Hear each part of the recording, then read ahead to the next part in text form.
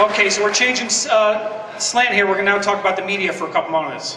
The media. They are complicit in the degradation of our rights. Unfortunately, the media defines the terms that we use when we even talk about this debate. Folks, I am a shooter. The guy who did the shooting in Sandy Hook is a murderer.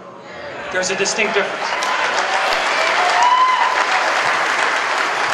Ladies and gentlemen, the term assault rifle is a left-wing media term, okay? You should not use that term, and when you get in a discussion with somebody, mandate that they use the word either sporting rifle or what I like to say, modern musket. That's equivalent to a modern musket is what it is, all right?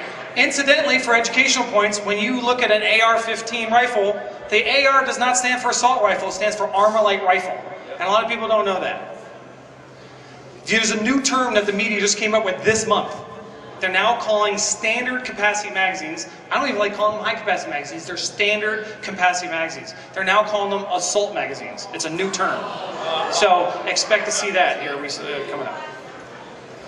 Since Newtown, there's been a couple shootings that the media has not appropriately covered.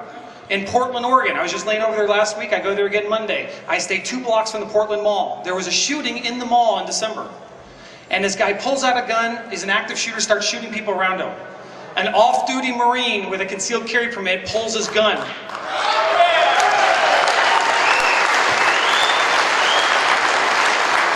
This guy is a true patriot because what he did was, he pulled his gun, looked at the shooter, and realized that there was innocent people behind the shooter, and he held his fire. Which, if you've been to my training, you know that's my 4th cardinal gun safety rules. Never shoot, always be sure of your target, what's beyond it. So he paid attention that he held his fire.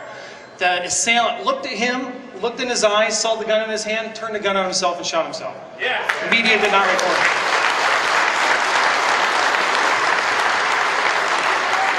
it. Another shooting happened where a guy went into a restaurant to kill his ex-girlfriend. He got in there, shot and killed her. Everybody ran out of the restaurant next door to a theater. He followed them to shoot them. An off-duty sheriff deputy, female, pulled out her gun, shot and killed them. The press didn't want to cover that. Why? Both incidents, it's a good guy ending a fight with a firearm.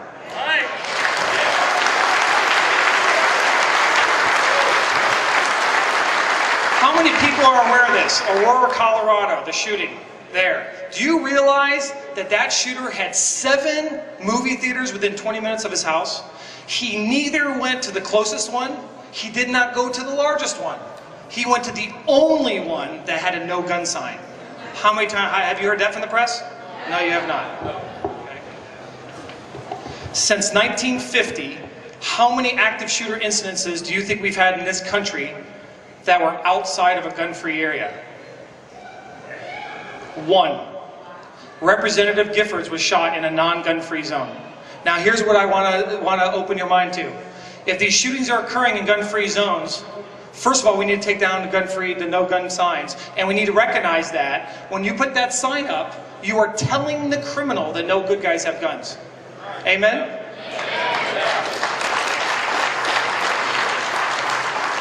Okay, Sandy Hook Elementary, just for a moment. Listen to this, this resonates with me. That kid stole guns. That was illegal, by the way. He shoots and kills his own mother, which was also against the law. He transported the guns loaded, which is against the law in Connecticut. He brings the gun onto school property, which is against the law. He breaks into the school, that was also against the law. He discharges the weapon within city limits, that's also against the law, by the way. And he murders 20 children, precious children, and 6 unarmed adults, which is also against the law, and commits suicide, that's also against the law. So my question to you, how is passing another law going to prevent another shooting like that? Here's the important note. There's not a gun control bill on the table right now that would prevent that from happening.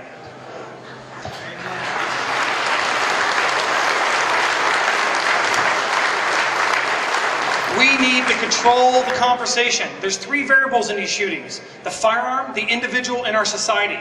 We need to take the focus off the inanimate object, the tool called the firearm, and focus on the individual and our society.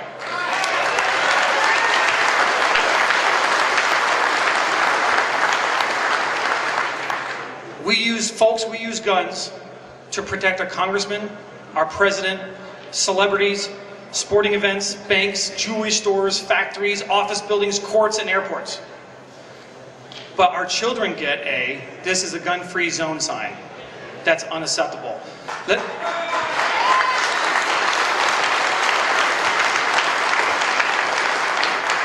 Many people will say, schools are no places for guns.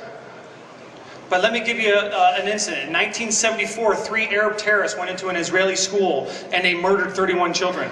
Did Israel respond with the question, firearms have no places in school? No, they did not. What they did is they trained and armed both teachers and chaperones. And what happens is, in the last 38 years, not one child in terrorist-ridden Israel has been killed in a school since.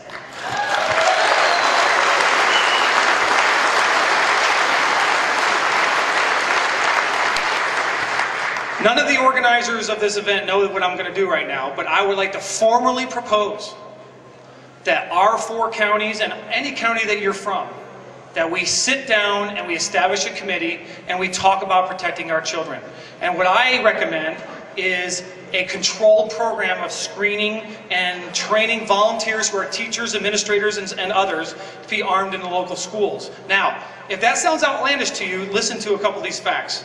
Okay? First of all, I have a question for you. How is this gun-free zone thing working out for you? Do you really think your kids are safe in a gun-free zone? No, it's just a sign. Okay? Only a liberal would think that words on a piece of paper will protect their children. I mean, it's ridiculous. Do you realize that the Kentucky revised statutes actually allow school administrators to allow armed people in the school? Do you realize that? It's not going to take much effort to do this to protect our children. Having evacuation plans and teaching students how to hide in the event of a school shooting are great, but those measures do nothing to actually stop the shooting. Okay? Waiting for the police is reactive.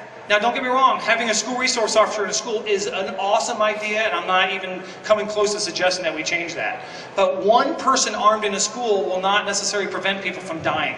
And we have schools in all our counties that are not covered because of budget restraints. Okay?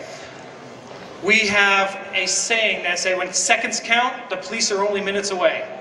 Okay? Somebody here is wearing a shirt that says, I carry a gun because a police officer is too heavy to carry. All right?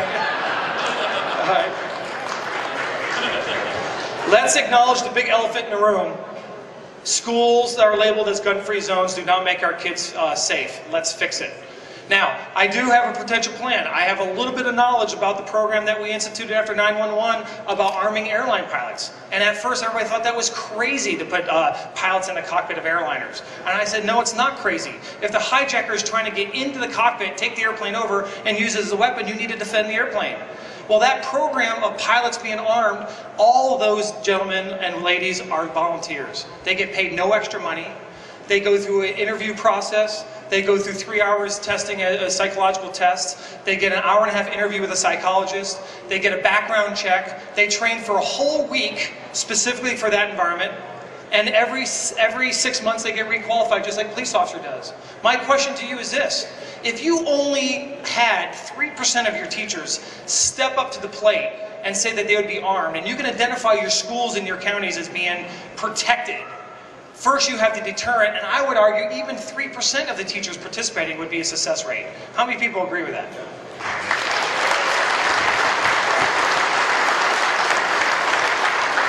Folks, gun control does not work, and we can use Chicago as an example. Do you realize Chicago, you need a permit to even own a gun? Do you realize that it's the only state that does not have concealed carry or open carry? You can have no firearm sales within city limits. They have an assault weapon ban and a high-capacity magazine ban. And last year in 2012, there were 500 murders in Chicago alone. There was less than half that U.S. soldiers dying in Afghanistan in a war zone in the same time period. That should tell you something about how well this gun control stuff is working out for you. I want to know why we tolerate this administration arming rebels in foreign lands with assault weapons to fight their governments, while the U.S. government seems intent on taking these same kind of weapons from law-abiding citizens in our own country.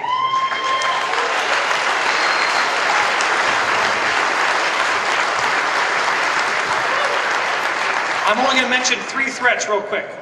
3 threats. One is licensing and registration. Folks, it's not just them coming to make a law saying you can't own them. When you are required to license and register every one of your guns, that's when it's over. So stand up against that. Number 2, less than a month from now, The UN is having their treaty, their arms treaty, and that's going to be on March 18th. And our administration supports this arms treaty. That's a threat, and so are executive orders. Okay. I want to invite you next Wednesday night at 6 p.m. at the Erlanger Library. I'm going to talk about the Second Amendment and the Constitution for 2 hours. If you like what you're hearing here and you want to hear more of it, Erlanger Library, 6 p.m. this coming Wednesday. And Sheriff Chuck Hornsborn will be in attendance too. Okay? I want you to do me one last favor. I want you to walk up to these people that stood up as representatives and elected officials after this event, and your sheriffs. Congratulate them for being leaders, and if you support the movement to having teachers responsibly armed, tell them that so they know that you have your support. Folks, all that is necessary for evil to prevail is for good people to do nothing. May God bless America.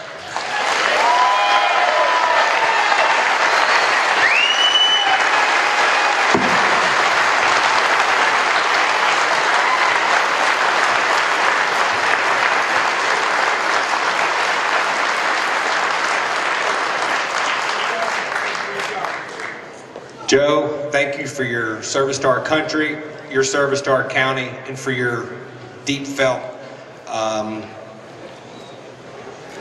convictions in defending our Second Amendment rights. Thank you out there. That wasn't in my notes. I have a quick announcement to make. If anyone is parked in the healthcare facility next door, across the street, we need you to move your car. They are not very happy about the fact that we're using their parking lot. So if you could, we don't want to upset anyone, if you could just run over there and move your car real quick and come back, we would appreciate it.